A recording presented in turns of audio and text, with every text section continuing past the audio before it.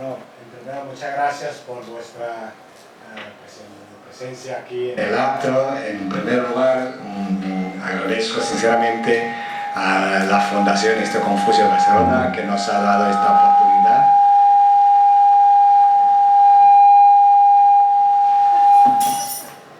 ¿Sí? Sí, ahora mejor, ahora ya bien. Bueno, nos ha dado esta oportunidad por primera vez que podamos hacer... ¿sí?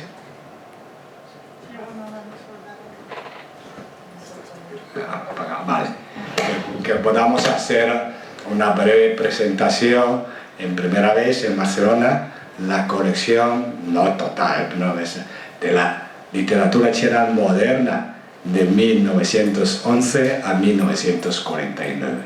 Hago una breve explicación de su fondo histórico-social para que podamos entender de dónde y por qué han nacido estas obras que son sumamente maestras y famosísimas, prestigiosas en toda China y el resto del mundo. No, primero es un intento, un esfuerzo de la editorial española, la Mola Press, que ha hecho un esfuerzo para poder tirar adelante este gran proyecto de la colección de literatura china. Realmente toda China ha votado, seleccionado justo 100 obras. Entonces el esfuerzo intentar, y algunos ya está en castellano por las editoriales, publicado otras editoriales durante los últimos 70 años.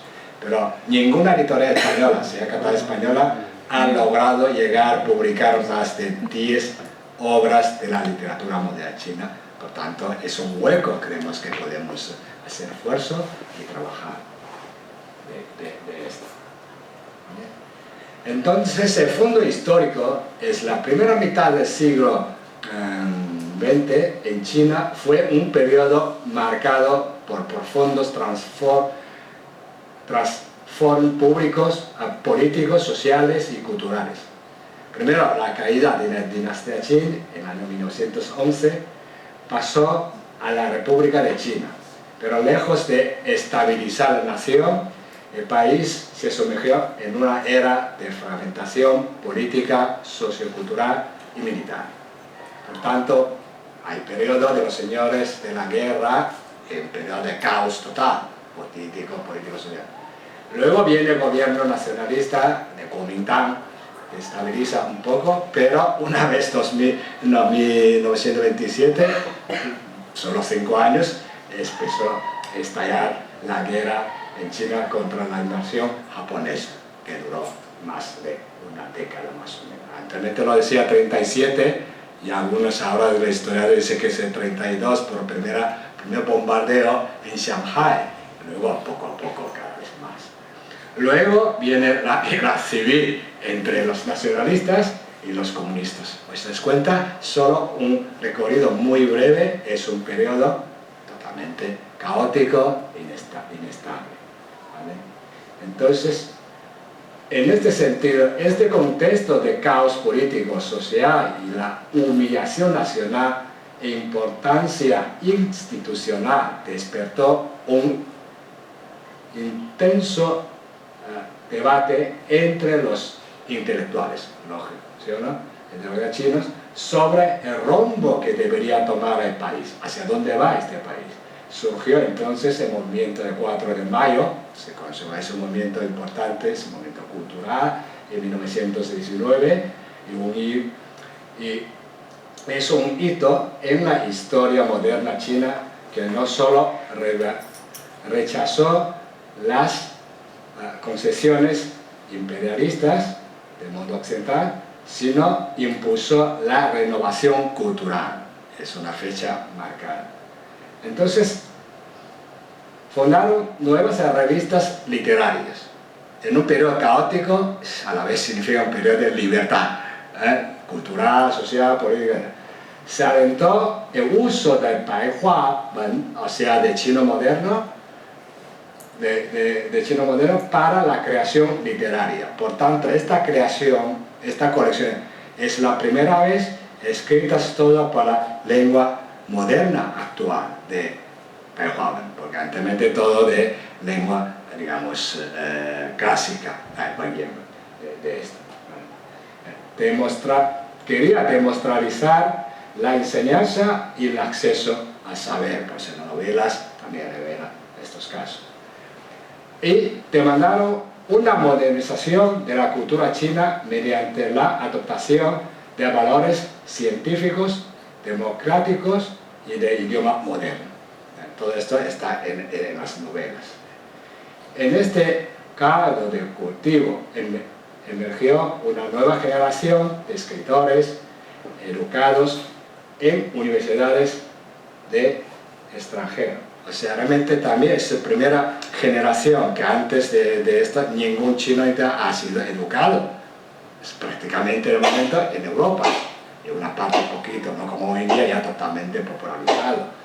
Universidades modernas, sobre todo japonesas, euroamericanas, que buscaban romper con la tradición confuciana, el lenguaje clásico, que se me llaman, y los estilos literarios clásicos. Así que todo es una ruptura, entre comillas, como traición a todos los estilos clásicos que ya ha llevado más de 2000 años.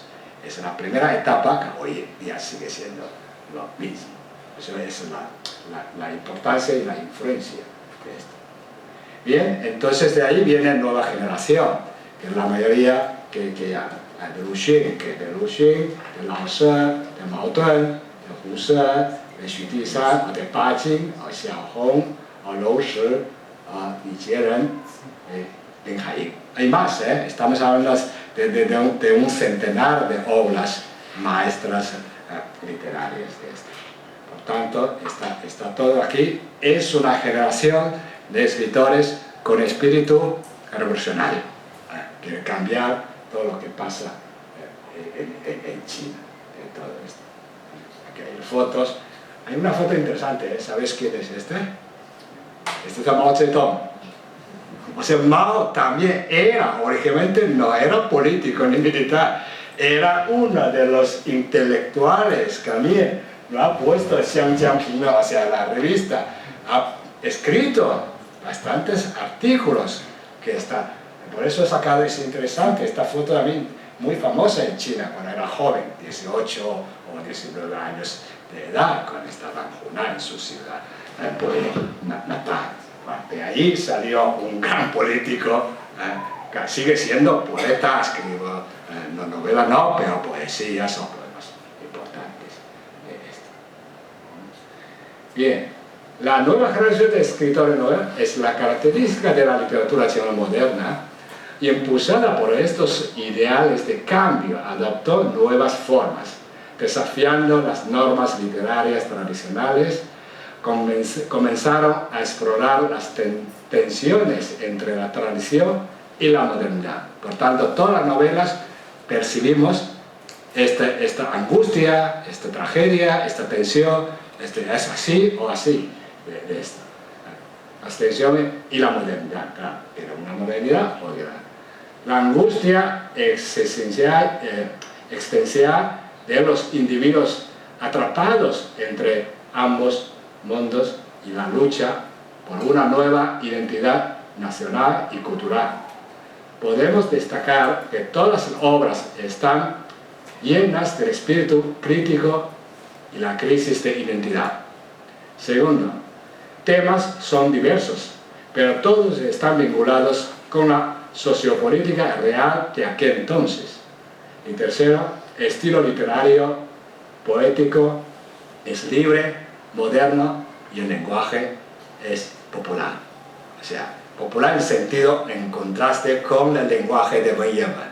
Porque Wen Yemen en el lenguaje clásico, el idioma clásico, solo es posible acceso a los intelectuales que han sido educados mínimo 12 años. Claro, es un privilegio que no hay escuela más público que toma. No, en aquel momento para tener esta educación mínimo de 6 a 12 años hay que pagar. Ya es caro. Por tanto, son unos élites intelectuales que saben leer y escribir. Por eso hay un artículo hace años que publicó Dolores Fogg una teoría interesante, que todos los chinos saben leer y escribir. ¿Vale? O sea, sabe Confucio que no es así. Son los funcionarios, los intelectuales, los emperadores, quienes tienen este privilegio a esta educación. Por tanto, esto todo quiere tirar a la tumba. Es lo que el espíritu de esto. ¿Vale? Entonces, con este fondo histórico, con esta generación de nuevos escritores, ha nacido una gran cantidad, no solo que hablamos de esta colección o de 100 obras en su época, casi de estos 50 años o con mínimo 40 años, han nacido muchísimas obras, artículos, todo esto. Entonces, lo que yo quería explicar un poquito, que es la publicación y la difusión. Desde la primera traducción, quizá algunos saben, es que uno sabe, España, los jefes son, en todo el mundo, todo el mundo europeo, son los primeros que han traducido directamente de chino al español. Mucho más antes que los franceses, los ingleses, los portugueses, los italianos. ¿Vale? Porque tenemos este libro, que es el siglo de la dinastía Ming, del siglo XV-XVI, que tenemos este manuscrito, está de la Biblioteca Nacional de Madrid, nacional en España, en Madrid, ¿vale? De este espejo real, de espejo rico del Claro Corazón. No es un libro famoso, pero es un libro muy práctico, cómo vivían los chinos, cómo era la sociedad de la gente de la calle, para que aquí, el mundo occidental, que pueda entender. Y además, este libro, y luego de Mendoza, de Juan Mendoza, en 1585, dos libros ha roto el mito que nos ha impuesto tantos años de Marco Polo. Marco Polo ha descrito un imperio chino, realmente ellos han dicho, no es así. No es así. He visto, hemos leído, que no, porque el imperio chino que ha escrito Marco Polo era Imperio Mongolia, de Mongolia, de una parte de China, pero no es la parte más importante de China. Así también una gran contribución de los estudios jesuitas españoles al conocimiento europeo sobre China. Y ahí luego vienen más historias, son mucho más jesuitas italianos, Ricci Matteo, no puede ser Mateo, luego vienen más de franceses, luego más los ingleses, luego más los americanos. Pero tenemos siempre que remontar de dónde viene el origen. El origen está en España. Es una de las razones que tenemos que mantener este espíritu, esta historia, de continuar esta traducción. ¿Vale? Y ese mismo de Jacobo y la publicación del siglo XVI en España hasta hoy. Hoy China lo ha publicado, estos otra vez en castellano, en chino, de todo esto. Y no existe una editorial que se dedica exclusivamente a publicar una colección de obras de la literatura china, más de mínimo de 5 novelas, porque ya lo ha dicho, más de Calat, que ha publicado, es la editorial española de Madrid que publica más obras chinas, sobre China. Pero dentro de esto, y luego tenemos ha tirado, es esa única idea de la colección de la literatura moderna china, pero solo tiene 3. Eso hace ya 5 años, ya ha terminado. O sea, estoy hablando de una publicación y una difusión que esta editorial intenta hacer el mayor esfuerzo posible para esta colección y continuar todo esto. Bien, colección de la publicación editorial, es una editorial española con el claro objeto y la voluntad de hacer la publicación y difusión de la milenaria sabiduría china en el mundo. Nuestra aspiración trata de contribuir a una colección permanente y coherente que ilumina a lectores de nuevos tiempos con una inspiración procedente de la sabiduría y la civilización china. Si disfrutan de la lectura, nos ayudará a ayudar a traer más lectores. Porque confiamos en nuestro criterio cualitativo de la selección de las obras chinas, la traducción y la publicación. Sobre todo la selección, primero todo a visto o a juicio de los profesionales, de todos los pies de campo, maestro, profesor. Y luego la traducción también sea lo máximo posible su calidad. Porque todo traductor de aquí, primero todos dominan el chino. Y segundo, si lo ha traducido un chino o una china, siempre hay dos. Eso también otra novedad. O sea, siempre hay un chino para comprender 100% texto original y un traductor español para reformularlo 100% correcta y con calidad la expresión, la traducción española. Pero si es solo uno, confiamos que tiene capacidad 100%. Aún así, también hay una breve revisión para algún detalle cultural. Así es la forma de trabajar para garantizar lo máximo posible la calidad de la traducción de todo esto. Entonces la colaboración, es lo que aprende de Oriente a Occidente, es un gran reto hoy en día. Por eso aquí tenéis Confucio, también está promoviendo como la misma tarea, diferentes ámbitos para una editorial, la colección, ¿no? Pero es indispensable pisar ese camino que nos puede conducir más allá que imaginamos y a la vez nos permite establecer diálogos intelectuales, sabios, inteligentes entre los humanos de todos tres continentes, Oriente, Europa y América Latina y Caribe.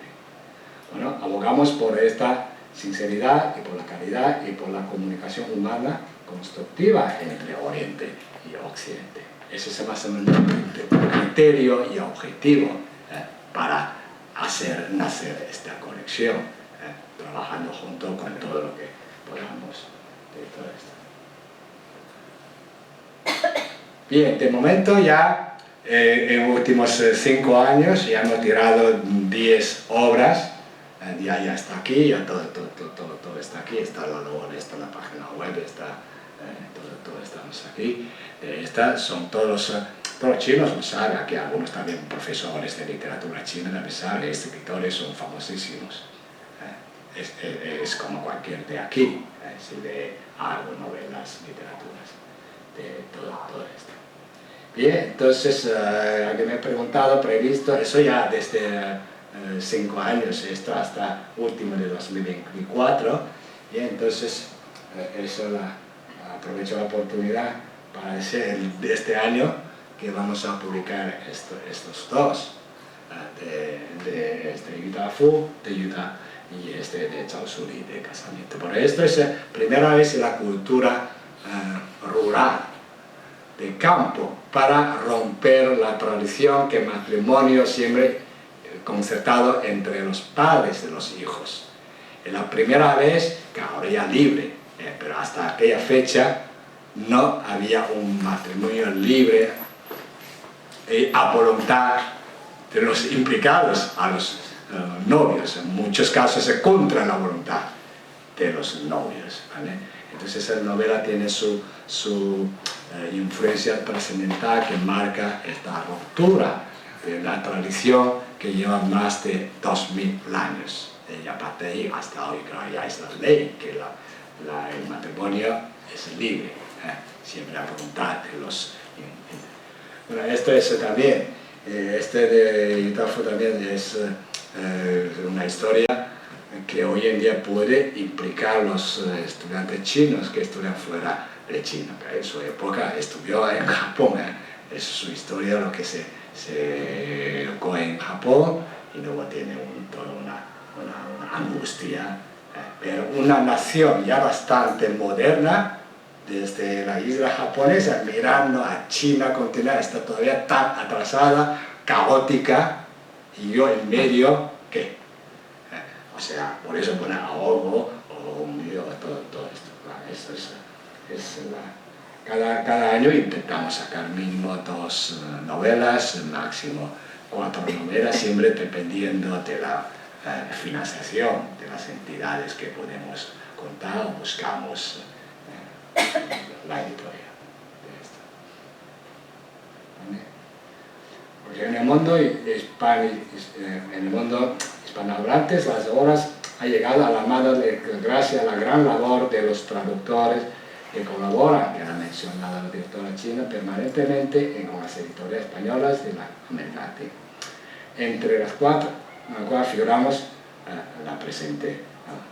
Todos, estoy mencionando último detalle, todos los traductores han dedicado impresionante esfuerzo para que la traducción sea más directa posible de chino al español. Sabemos, algunos todo traducido de inglés, de chino a inglés, inglés a castellano, o de chino a francés, francés a castellano. Pero la intención nuestra directamente de chino al español. De esto. Y a juicio de la editorial, muchos de esos traductores son excelentes y mejores en el mundo hispánico.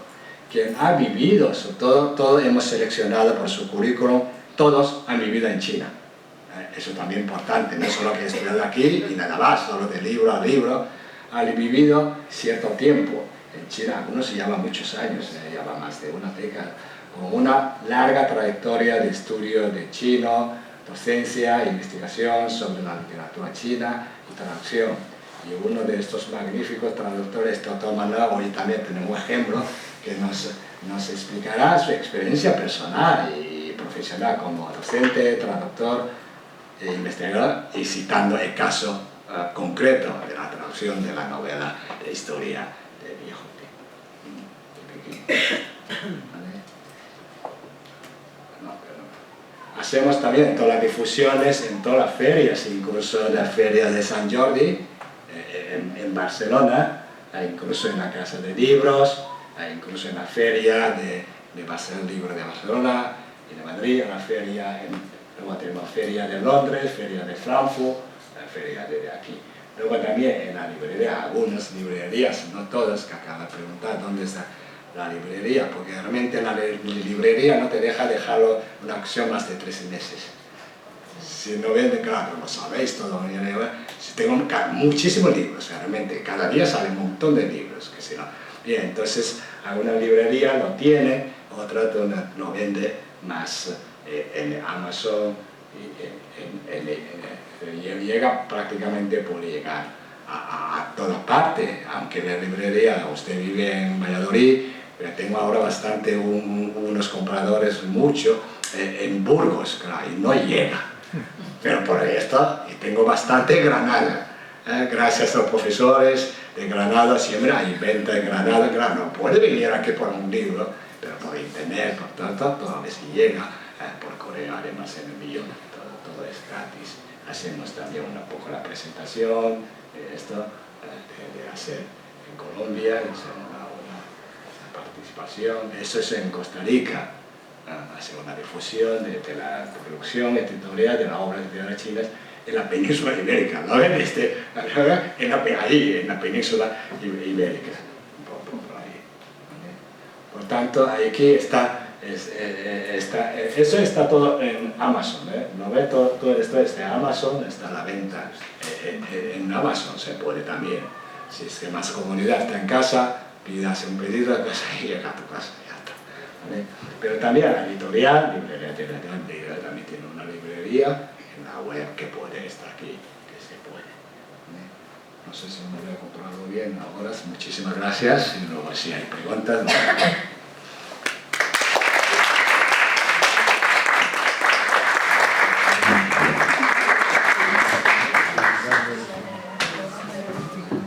Sí, sí. Muchas gracias, me encanta. Bueno, qué gran trabajo. Y ahora vamos a escuchar un poco cómo lo has presentado, la experiencia profesional como docente, traductor de Manuel Pavón, y también un poco tu experiencia con este libro en concreto. Y también nos leerás algunas partes. Buenas tardes y en primer lugar agradecerles la presencia por haber venido aquí a la presentación de la colección muchas gracias al Instituto Confucio por haber acogido esta actividad y por supuesto al profesor Zhou Mingham por haberme invitado a participar y sobre todo también por haberme invitado a traducir esta obra que bueno, era una obra que yo conocía sobre todo por la fama que tiene a nivel popular, ¿no? Es una obra que forma parte, digamos, casi de la educación sentimental de mucha gente en China, tanto por la obra como por la película que se inspiró a partir de esta obra, y por eso me resultó casi como eso que dicen, como una especie de nostalgia de segunda mano, ¿no? Porque yo, digamos, esta obra no forma parte de mi propia educación sentimental, como decía, pero sí que muchos amigos de China sí que me hablaban de esta obra, ¿no? Y fue como digamos, como un pequeño placer, ¿no? Pues traducir una obra que era tan cercana a muchos de estos compañeros, ¿no? Bueno, quería empezar sobre todo destacando eso, la importancia que tiene esta colección. El profesor Zhou ya ha mencionado el carácter casi pionero que tiene la colección, la poca difusión que suele haber en España de la literatura china, sobre todo de esta época de principios del siglo XX, y yo creo que ahí de hecho es algo que la editorial ha conseguido, y es volver a poner en circulación muchas de estas obras que a veces cuesta mucho encontrar. En algunos casos hay autores que son absolutamente canónicos, ¿no? Como por ejemplo Mao Tun, ¿no? El principal premio de literatura de China lleva el nombre de este autor, el premio Mao Tun, y sin embargo es un autor que prácticamente no se encontraba en ninguna librería. Se había publicado por parte de alguna editorial en China, ¿no? La famosa editorial de lenguas extranjeras en los años 60, 70, pero por ejemplo cuando yo doy clase de literatura aquí me costaba mucho encontrar obras traducidas al castellano o al catalán de muchos autores que veíamos en historia de la literatura china, que eran absolutamente importantes y esenciales, pero de los que no teníamos ninguna versión en castellano ni en catalán, ¿no? Por eso yo creo que la labor que está haciendo la editorial, la Mola Press, yo creo que es importante para justamente volver a poner en circulación y dar accesibilidad a todos estos autores de la primera mitad del siglo XX, ¿no?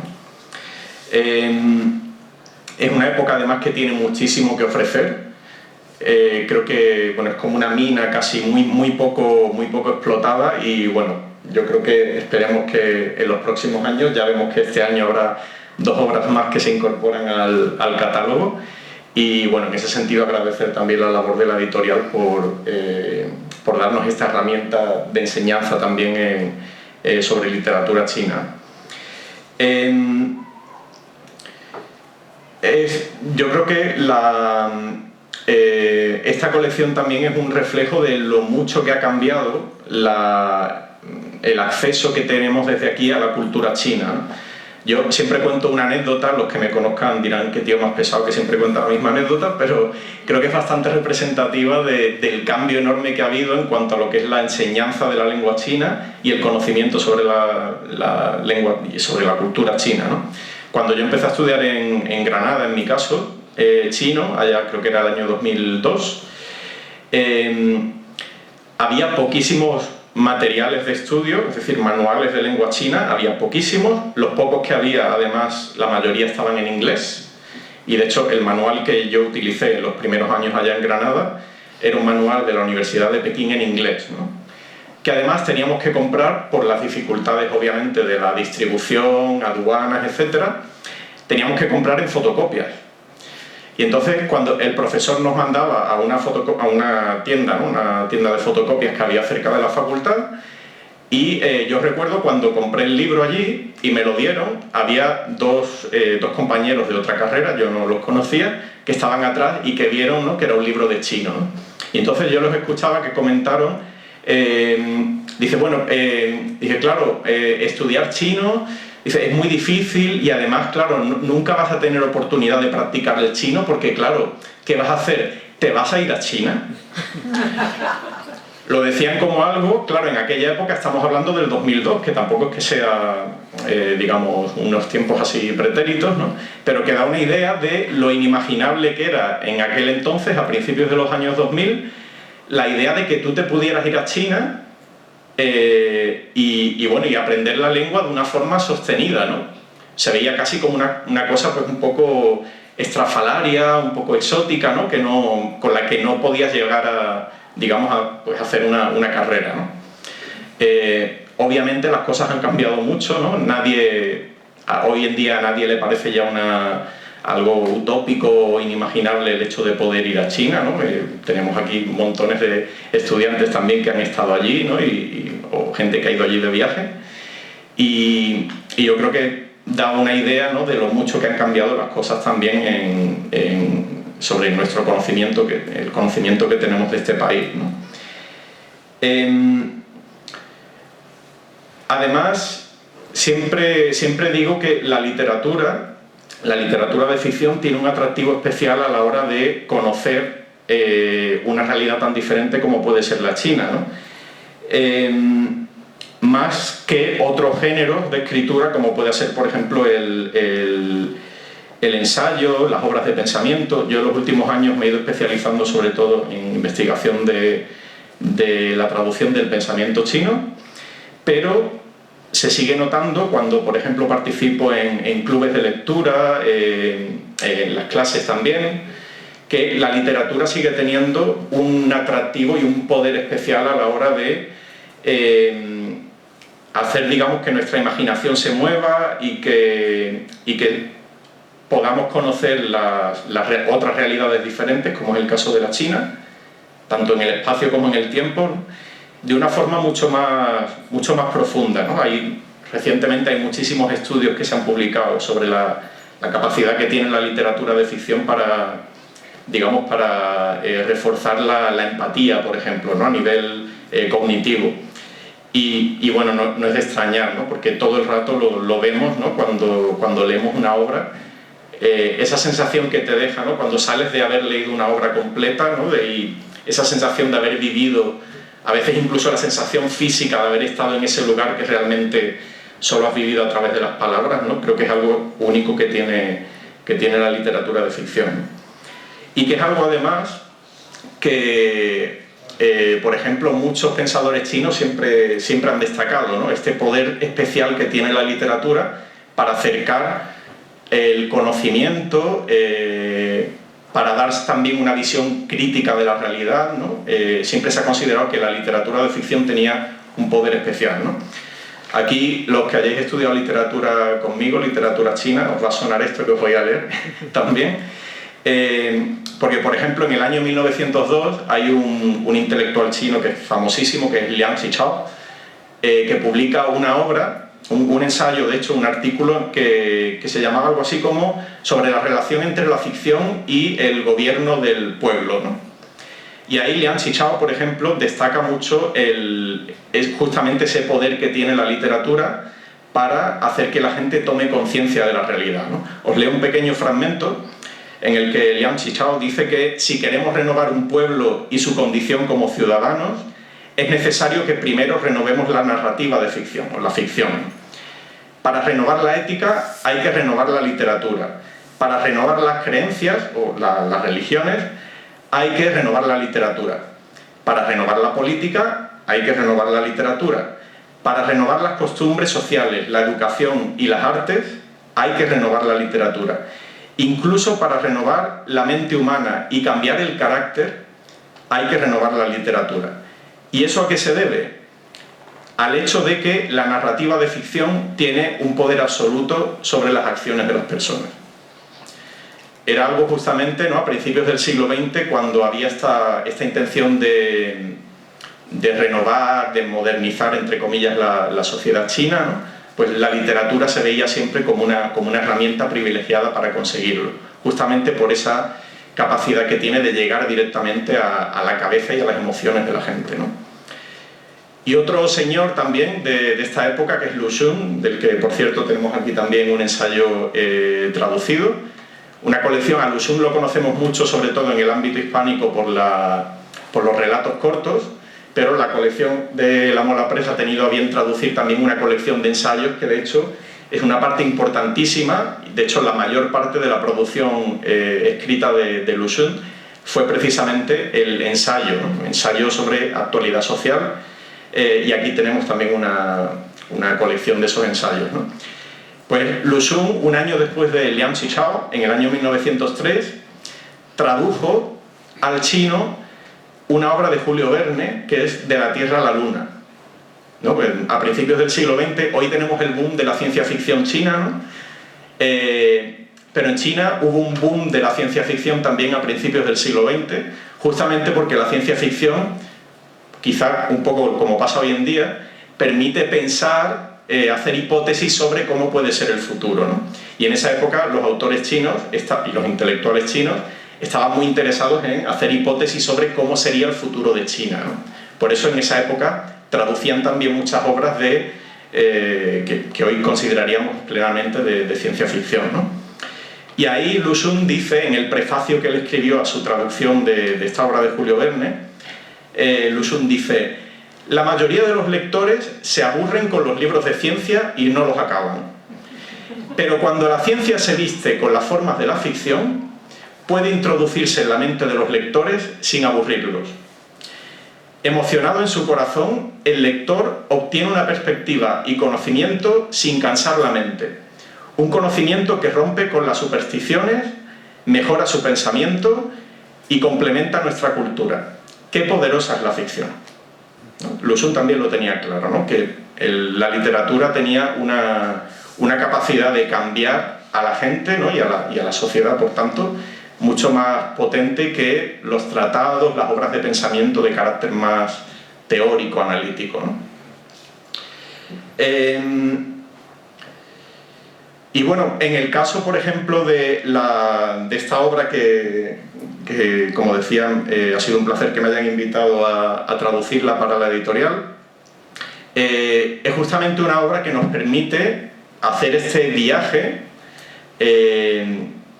como decía, en el tiempo y en el espacio, a lo que sería la China de principios del siglo XX y concretamente al Pekín, la ciudad de Pekín de principios del siglo XX, ¿no?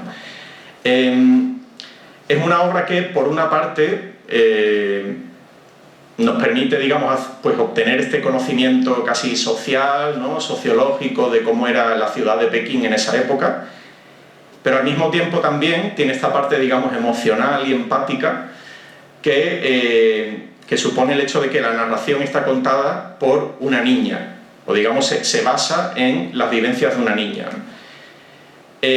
La voz que escuchamos aquí es la de esta niña que escribe en los años 60.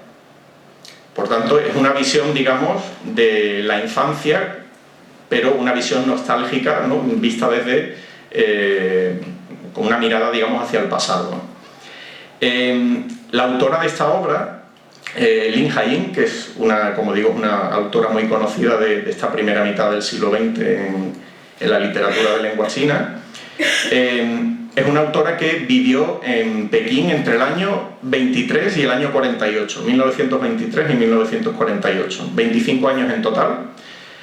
Si no recuerdo mal, creo que llegó cuando tendría como unos 5 o 6 años, me parece, hasta prácticamente ya las puertas de la adolescencia, bueno, plenamente la adolescencia, ¿no? Y concretamente la obra se ambienta entre los años 25 y 31, 1925 y 1931. Son las vivencias que se cuentan en Historias del Viejo Pekín, ¿no? Como digo, sumergirse en esta obra es como una especie de viaje en el tiempo, ¿no? Porque además la autora tiene mucho interés justamente en describir todos esos pequeños detalles de la vida cotidiana, pues los dulces que se comía, los vendedores que había por la calle, cómo era ir al mercado, todo lo que son estas vivencias cotidianas, ¿no? Que justamente hacen lo que comentaba al principio, que cuando sales de la obra tienes realmente casi la impresión física de haberlas vivido, ¿no? Incluso el hambre, porque a veces se pone a describir comida y te entra así como un poco de hambre también. La pena es que aquí muchas de estas comidas no se pueden encontrar, dicho sea de paso. Habrá que ir a Pekín. Os iba a comentar, sobre todo para que os sirva un poco como una especie de aperitivo, ¿no? Un tastet de la obra. Os iba a comentar algunos pasajes y a leeros algunos pasajes para que veáis sobre todo este tono, digamos, nostálgico de viaje al pasado con una especie de pues eso, ¿no? De nostalgia, a pesar de que algunos de los hechos que se narran no son especialmente agradables, ¿no? Pero la autora al final pues tiene esta visión de conjunto y siente esta nostalgia por esos hechos, ¿no? En el prólogo, con el que se inicia la novela, que en realidad son como una colección de capítulos que de hecho se pueden leer de manera independiente, y se inician con un prólogo en el que la autora justamente habla de un recuerdo, una especie de fijación que ella ha mantenido, ¿no? En su memoria desde pequeña, que era la de la presencia de los camellos, los animales que llegaban a Pekín, las caravanas de camellos que transportaban cosas desde el campo, ¿no? Por ejemplo, leo un fragmento justamente de esa parte que dice: el invierno estaba llegando a su final, la primavera se acercaba y el sol era especialmente cálido, por lo que la gente ya pensaba en desprenderse de la ropa de abrigo. Hasta los camellos se habían deshecho de los grandes trozos de piel que solían llevar echados sobre el lomo, cayéndoles hasta el vientre. Los llevaban tan mal puestos que me daban ganas de agarrar unas tijeras y cortárselos. Los camelleros, que solían cubrirse con unos grandes trozos de piel de oveja puestos del revés, también las habían quitado y las habían dejado sobre las jorobas de los animales. Habían vendido todo el carbón de oro negro y jade oscuro y las alforjas se habían quedado vacías. Ahora los camellos caminaban más ligeros y el tintineo de las campanillas sonaba todavía más claro. Al llegar el verano, los camellos desaparecían de la vista. ¿A dónde